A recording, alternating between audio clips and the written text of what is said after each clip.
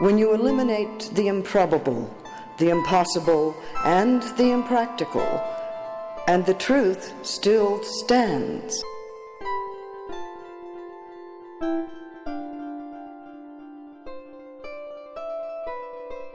There are people all over the world who are helping their neighbors and helping themselves by coming up with new and better ways in which to live that are not as difficult or hard as it might have been in the past. One such person is Lorelei. She has a wonderful hobby farm, and I will let her tell you her background, and then we'll get into the meaty bits of Uriels Machine. Well, I was actually born in California, and I'm currently about 54 years old. I spent the first 7 years living in Sacramento, and then I skipped all of the fourth grade because I was living in Mexico and running on the beach in Acapulco and being homeschooled. When I came back from Mexico I went to live in Chicago for probably about 3 weeks, and then ended up going to San Francisco, where I lived for the next 4 years. And then my father got custody of me, so I ended up going back to Sacramento, where I finished out my high school year. When I was I would say probably about 15 years old, I was introduced to Buddhism and spirituality, and was interested in it, and started meditating when I was about 15. And I had difficulty because I was dyslexic and had reading and writing problems. I graduated from high school with a sixth grade reading level, fourth grade spelling level, and wasn't sure exactly where I was going to fit in the world because of my dyslexia, which is actually, we found out later, when I turned about 30 years old, it was because I took in an extraviolet light. So I have to wear actually orange specs, which are prescription lenses that actually diminish the extraviolet yellow light that I take in, so that I can be undyslexic when I read. Otherwise, I have to have filaments over the computer and over pages that I read in books and stuff. When I found out that this is what was causing my dyslexia, thanks to a woman from Australia who had discovered this with students in Australia. Anyway, I moved when I was 19 to go live out on my own, and I went to Alaska, where I had basically wanted to homestead and become like one of the last pioneers of the of the American frontier, in the last American frontier, which was Alaska. And I would go into the land lotteries and try to win some land and be able to plot out about 40 acres so I could have a cabin and all that other stuff and live the rest of my life out there. That didn't really pan out. I did win the Alaskan land lottery, and I was supposed to have a plot of land in Homer.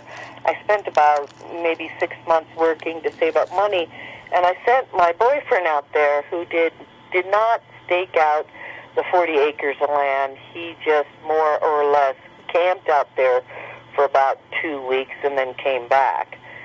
So I lost my opportunity at that, and that just created all kinds of problems, and I ended up leaving Alaska. But I spent about 4 years up there learning how to be a survivalist. And then I came here and immediately was told I need to go to school to learn something, and with my dyslexia, I had no idea what I was going to learn, so I started learning how to do data entry and accounting, and I actually failed at accounting and data entry. So I ended up raising 2 kids. Now that I'm 54, I'm just about finished raising my second child, and I'm living in Colorado, where I am in the desert in the Southwest, and I run a small hobby farm. And that's basically where I'm at while I'm, living in this small rural setting.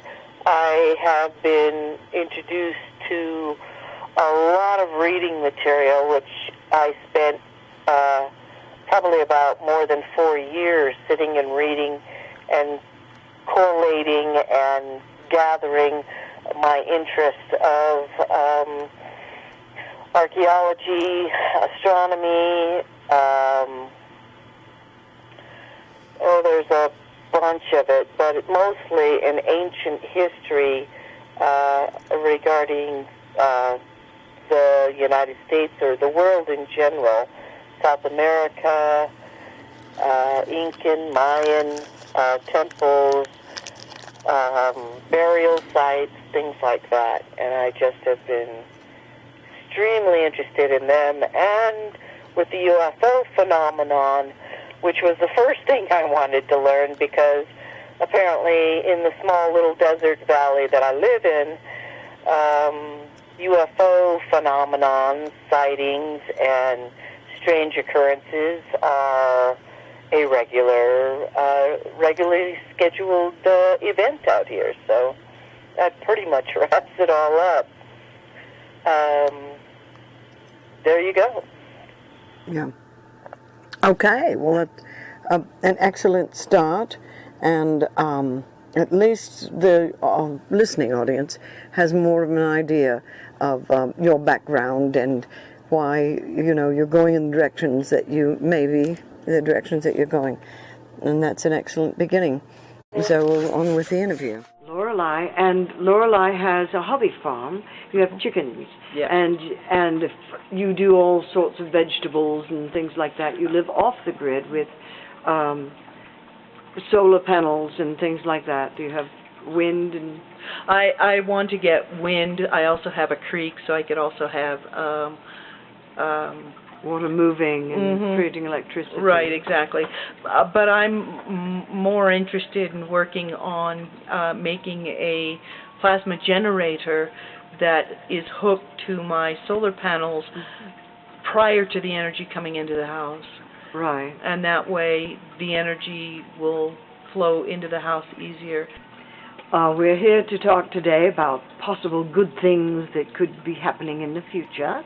And some of those items and inventions and ways of making everyone's life better is the focus of what we can do. And things that are sort of, as you would call, off-grid.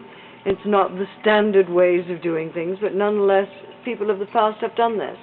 And you were speaking of a particular invention, machine, or awareness, a way of measuring, called the Uriels Machine.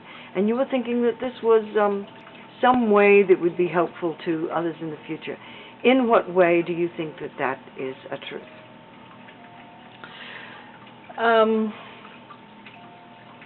I think it's a truth because the more we go forward, the more we forget about our past. How to make a fire without matches or lighters. So I think that the more we go forward, the more we need to remember our past. And in what way do you think that people are actually eventuating that? How is it showing itself that people are going to the past and bringing it forward? Examples? Art has a good way of doing that. Books do too, but we tend to look more. Some people look more to the future, some look more to the past.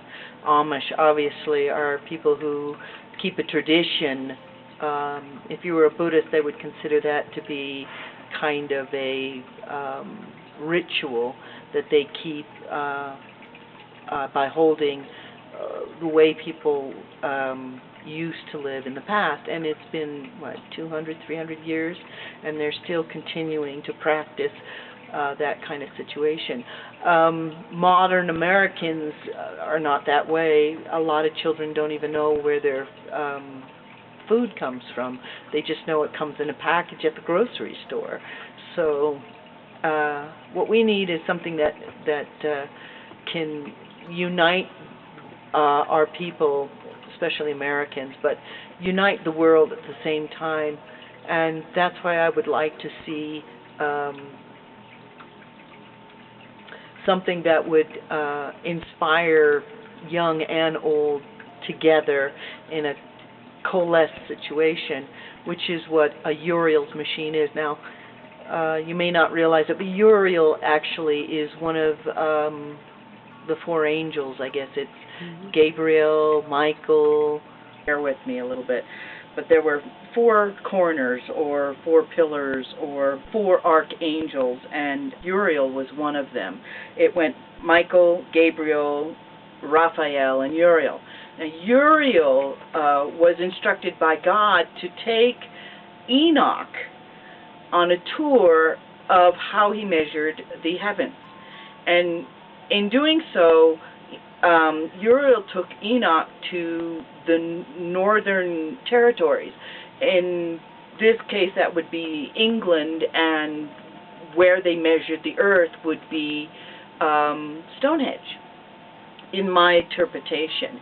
But Enoch wrote down how this was built and how it works, and was taken,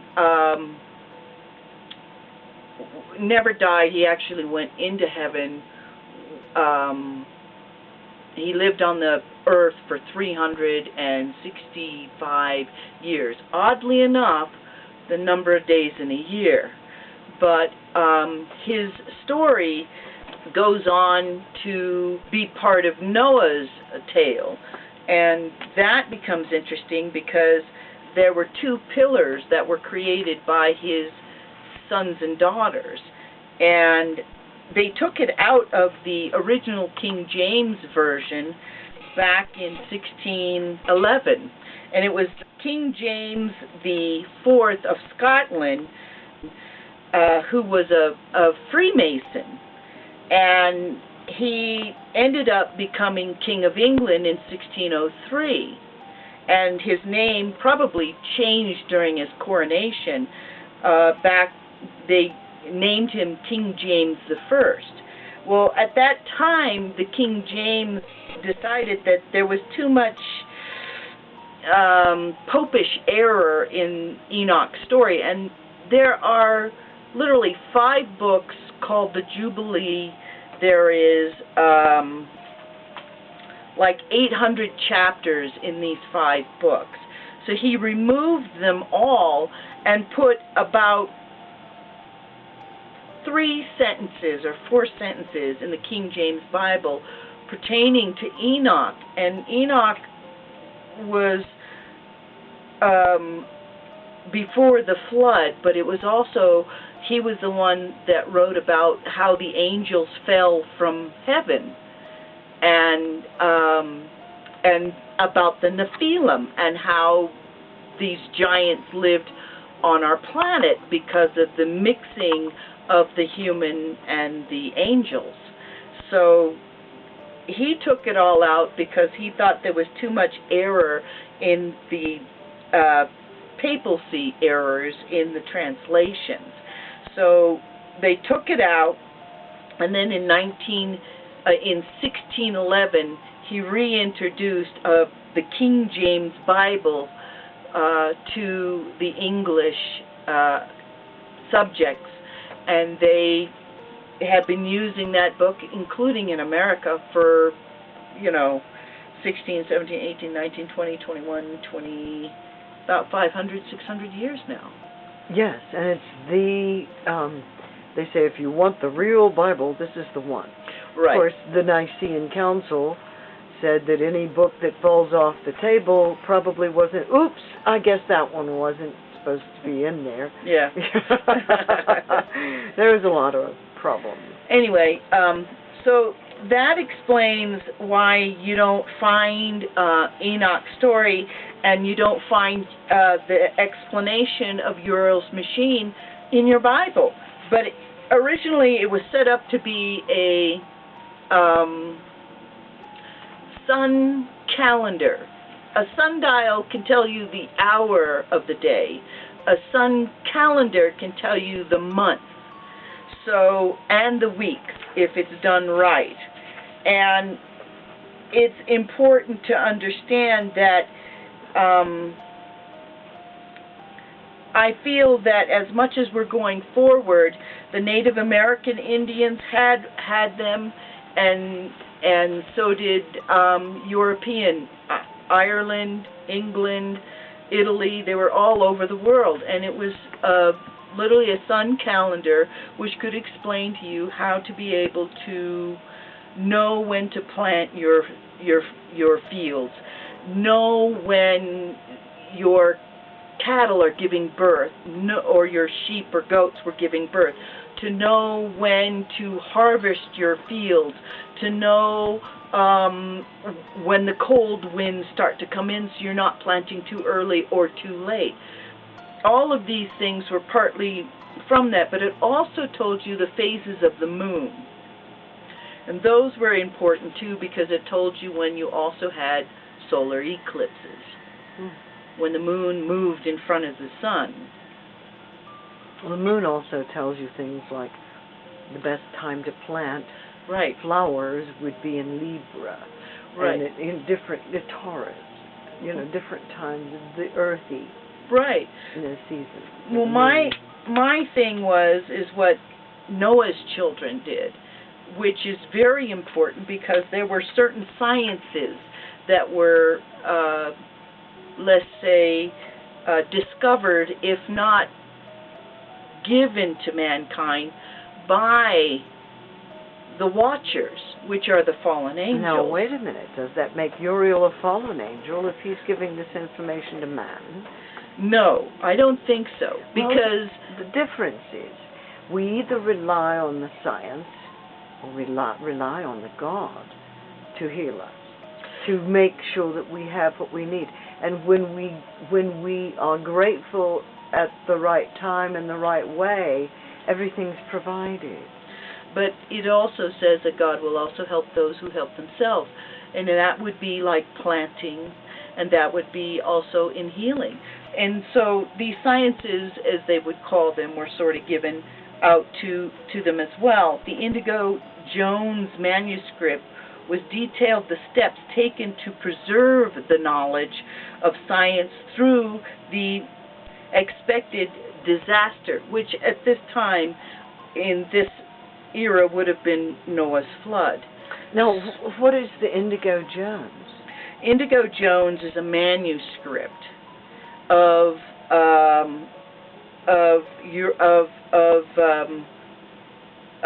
Enoch's story, because Enoch's story, 11 manuscripts were found in Qumran.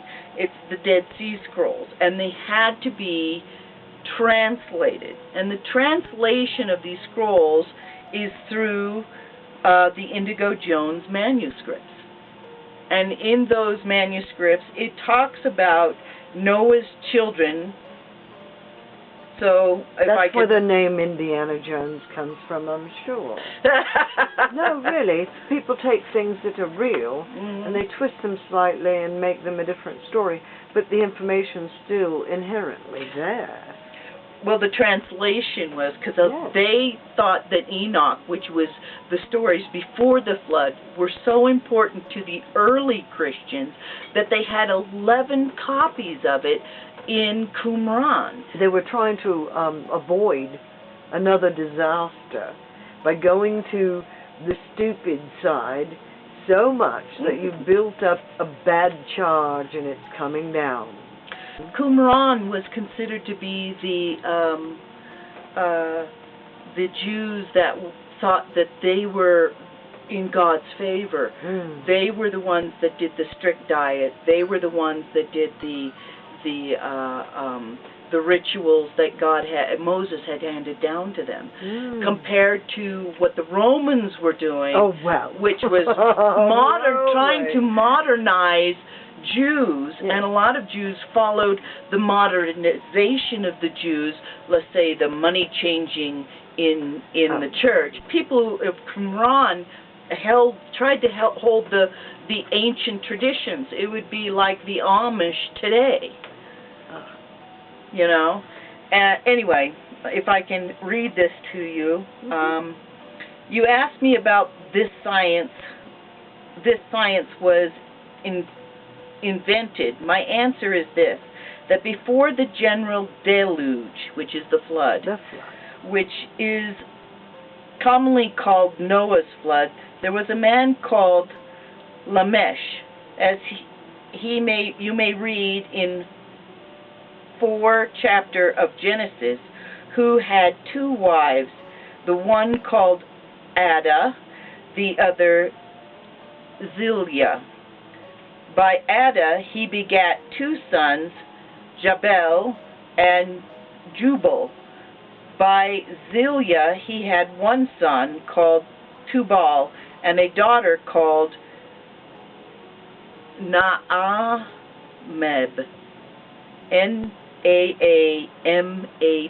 Naamab. Naamab. Yes. These 4 children found the beginning of all crafts in the world. Jaeb founded out geometry, and he divided flocks of sheep.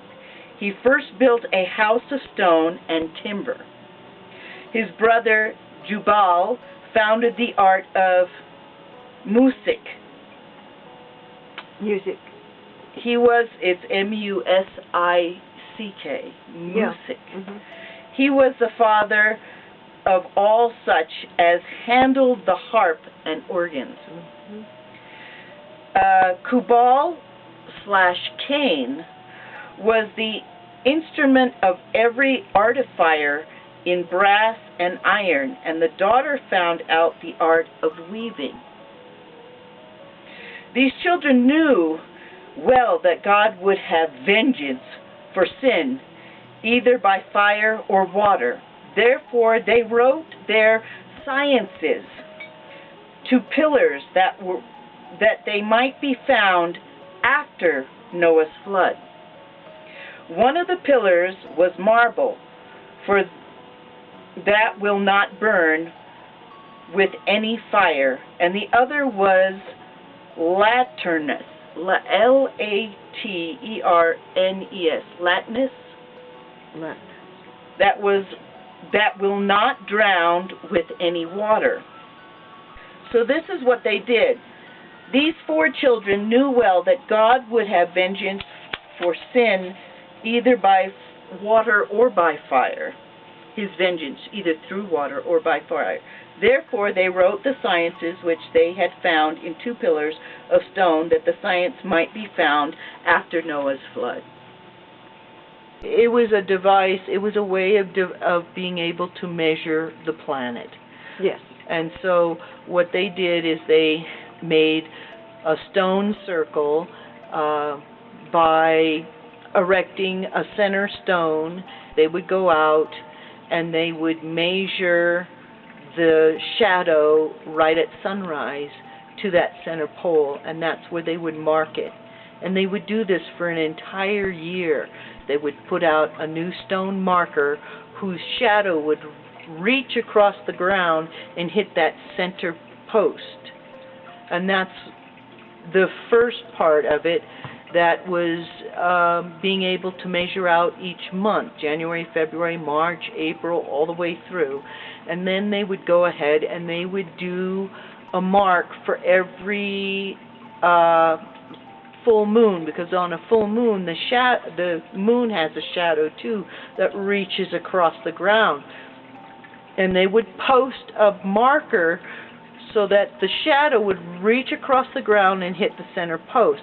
Then that way they knew when every full moon was going to be. It rotates, and they know how it rotates. But the thing that's interesting is when you measure the shadow of the post, center post, to the where the longitude post is, that the shadow is, the difference between the top of that post to the floor is exactly like almost 3 feet. And that's a metallithic yard. And they were able to determine longitude from that to know exactly where they were on the planet. They could get an angle on it. So you're saying 36 inches? Almost 36. Almost. It's more like 30, maybe 32. Oh. So it's a metallithic yard, and they use that as a measurement a lot of times with the pyramids. Well, 32 degrees also factors in a lot with geometry Right. of ancient, Right. sacred, unquote, geometry. Now, these things were not found just in England. They were found in Scotland. They were found in Ireland. They were found in Italy. They were found all over the world. Yes. Now, this sundial, let's just use the word sundial. The sundial measures the time, which you can have in this. This measures the seasons. Right. This measures when you plant, when you get your crops out of the ground, all of these things. And it also measures when the full moon is. In Old England, there was a song for every season, with almost every day of the year, because you did not want to lose your calendar. And certain events were done so that whoever was alive the next year would remember the edges of the town, the boundary day, or they would have furry day, or you have certain songs that you would do when you would bring grains out of the ground, which would mean your first bread and your first ale. These are things that were very important to the people. And so by knowing what the calendar was, it gave us our time. It gave you the opportunity to live through that season, because in England at that time, it was an ice age, a mini ice age. How are you going to live through it? You're going to have a calendar of some sort. Right. The thing of it that I find interesting, and I'm going to move around here a little bit, is that the last 3 generations of children in the United States, probably in other places too, have totally lost interest in outdoors, what they can contribute to the world now. In my day and age, we were competing with, let's say, the moon landing. We're trying to figure out, well, what can we do to top that? And so it was difficult to find something to inspire that generation. And for the last three generations, nothing has really come up other than computer games. Not even NASA inspires the kids to look to the future. Well, what do you think the future, what sort of future do people need to plan for? What kind of inspiration do they need to get them into the future that they really should have? Well, there's nothing like being in a fire to make you appreciate your life when you get out of it, which is what they're doing, as far as I'm concerned. Wars, things that could really not help us as a people. I think what we need to do is look at our past. So I would challenge the United States to put up a monument which would be a Uriels machine with a dome that tracks through a slit in the dome tracks maybe Venus, which is another calendar, and put inside the dome a like historical time piece. So you'll like have a an out capsule. Well, sort of like a time capsule. For instance, you could use the top of the dome to spec out with glass balls where all the different stars are in the system, in the sky at a certain time.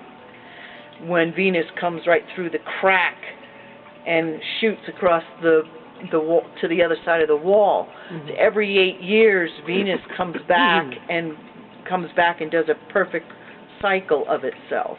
Yes. Every eight years.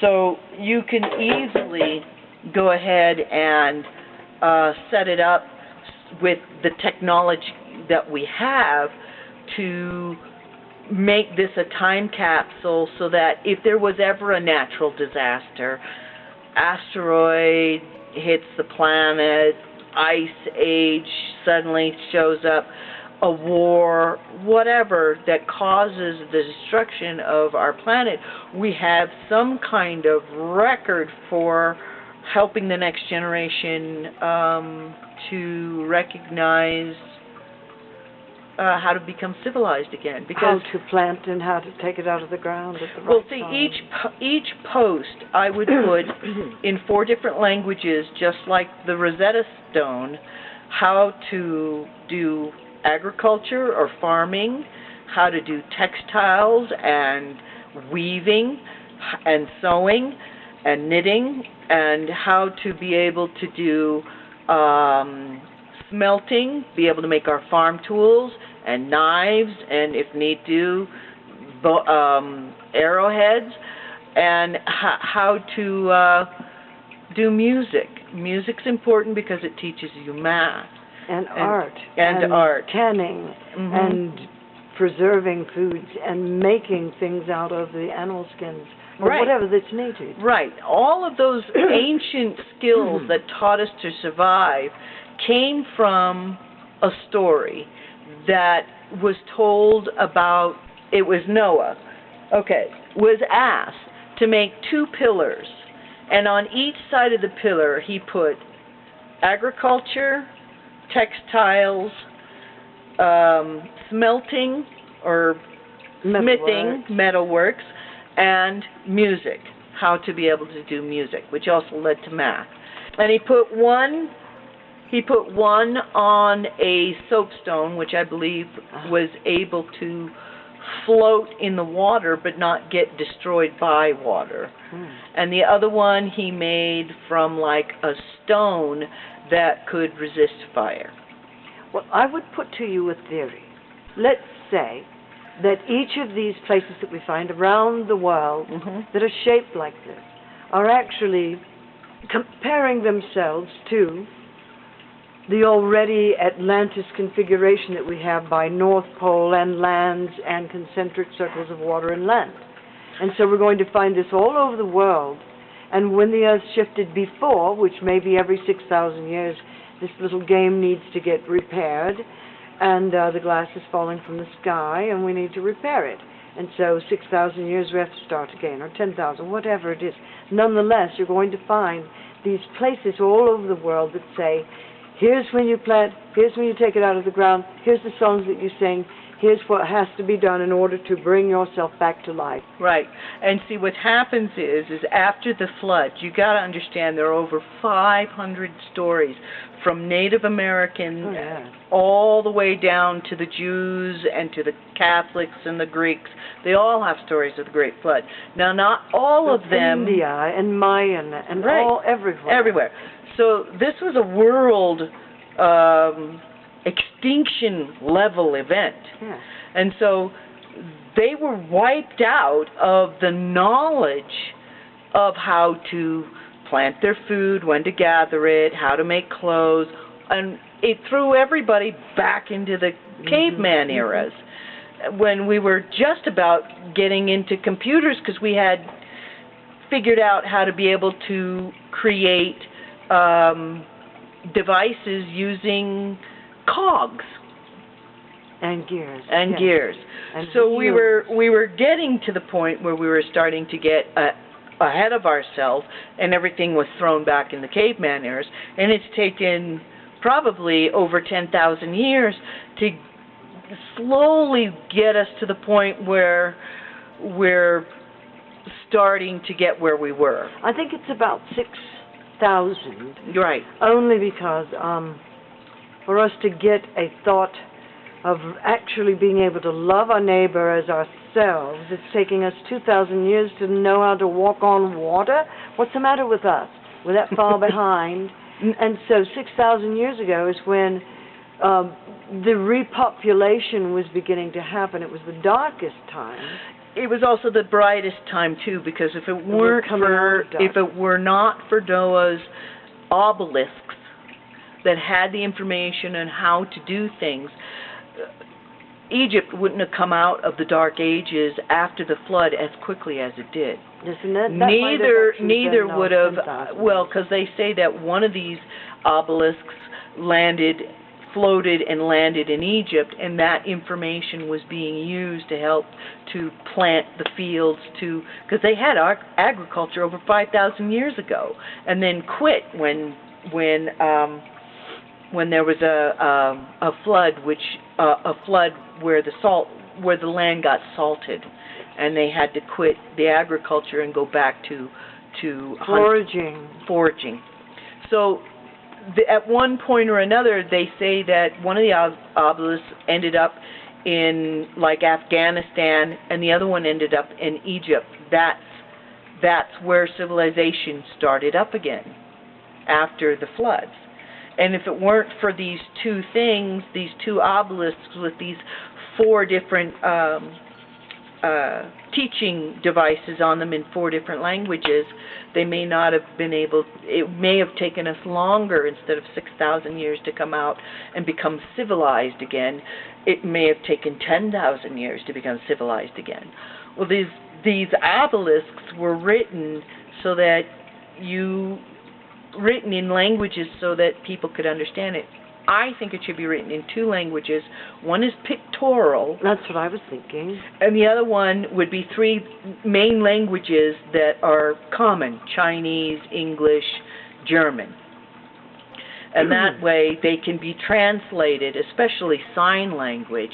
Sign language is one. Or pictorials. Pictorial also. Yeah, so that people can understand how to be able to make thread so they can sew leather, or how to brain tan so they can make clothes to keep warm in the winter, or how to start a fire. These basic tools of farming, textiles, and other things, I think should be written on these obelisks that also turn around and are a museum sundial, which can tell people when the moon phases are, or when the full moon comes into view, and at the same time be able to be a time capsule of our past in case anything happens. And I would challenge any country to put one of these up. Some of them had lakes around them, and lakes were viewing ponds. You would, instead of lying on your back looking up at the sky to find out exactly where Venus is in the sky, you would look down into a clear lake and see the stars from there. That one that doesn't move, And so they'd make these trenches or moats around these type of locations. In Ireland, there is a Uriels Machine, but it actually tracks Venus and where it is in the sky for 8 years at a time until it returns back to the first dot in the slit window that it looks through. But the entire outside of it is coated with quartz crystals, rose quartz. It's absolutely beautiful and incredible piece of work, and was done by the ancients. There are other places that have fantastic machines or Uriels machines that are hidden in swamps and other places. It's truly an incredible thing. I think it would be good, and maybe even a national pride, to be able to put up a Uriels machine that is a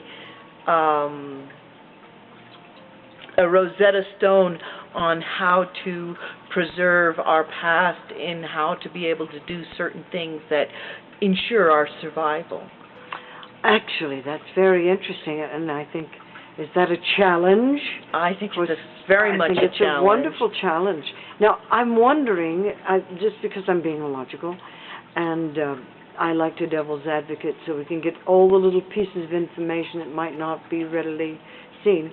And I would wonder if you have to wait until after Cataclysm in order to understand how to set it up for the new paradigm of what it shifted into, and where the sun and the moon and the stars are going to be in the new paradigm. And we have a magnetic shift that's going to be happening. So maybe there would be instructions on how to turn it in the right direction, how to make the next one for the right position. It would be a wonderful idea to be able to explain, man and woman lived on this planet, and that we live at, the third star from the sun, or the ninth star from the outside looking in. It's theory, not fact, but it still makes you wonder if we are at the verge of an extinction, our own selves, not necessarily the planet. The planet will just go on, and she'll create new beings in our place. Who knows? They could be partly synthetic, like, with plastic. I hope not. I hope not, too, but it's a possibility. The Earth doesn't care. It's been here for, millions of years. Maybe it does care. Maybe it's a living organism. It is a living organism, and it's alive just as much as the sun is alive, and they actually work in cohesiveness, I think, with each other. But we as human beings, this speck of a nanobite hasn't got its program right. We need to coalesce ourselves in harmony with our environment. Yes. And as much as we've screwed it up with greed, we can remember our past and how to do things that our ancestors used to do, so that if there is ever an extinction level event, we can feel at least somewhat confident that if anybody survives and comes across this information, it might actually propel them into a better future. And that's really what we need to all be thinking. How can we make it better now? If we're not doing that right now, then we're not using our nows for the perfection of tomorrow. Yep. And we can be a part of tomorrow just by giving to the young, giving to the next. The important information. Is it how high do your socks go and how high do your stocks go? It's nothing about that. No. It all has to do with, if I take care of my neighbor, then I'm concentrating on the law that whatever I do comes back 10 to 100 times. Well, then maybe everyone will be living their lives better. I really thank you for this information. And is there any place where someone could go to actually see a demonstration or see a chart of how this is done? The Uriels Machine. Well, it was written by Christopher Wright, and I cannot remember the other gentleman's name right offhand, but I do know that they do have the book out, and there are several pictures and information where you can create one in your own backyard. Yes. And if you have enough open land, which is what I'm hoping the government would wake up to, would be to take something like a desert with a national park and create this in an open area.